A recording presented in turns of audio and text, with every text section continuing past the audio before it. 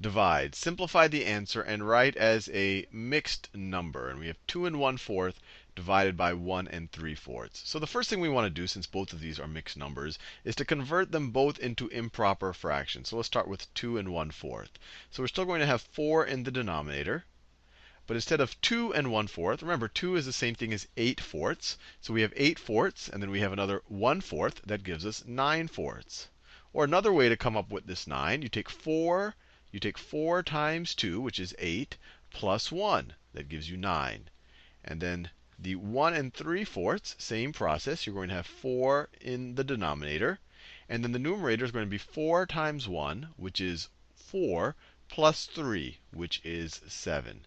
So this is the exact same problem here. 2 1/4 divided by 1 3/4 is the same thing as 9/4 divided by 7/4. And we saw in several videos already that dividing by a fraction is the same thing as multiplying by its reciprocal. So this is equivalent to, so these are all equivalent. This is equivalent to 9/4 times the reciprocal of this. We're changing the division operation to a multiplication, and we're taking the reciprocal of the 7/4. The reciprocal of 7/4, you swap the numerator and denominator, or the top number and the bottom number, and you get 4 over 7. Now, we could just multiply these. We could just say this is 9 times 4, which would be 36, over 4 times 7, which is 28, and then try to put it in lowest terms. Or we could do it right now, because it would be simpler. We have a 4 in the numerator. We have a 4 in the denominator, or that'll eventually be in the denominator.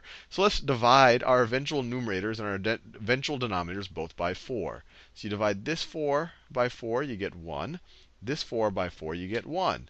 So now when you multiply it, you get 9 times 1, which is 9, over 1 times 7, which is 7. So we have our answer, but it's right now it's an improper fraction. They want us to write it as a mixed number.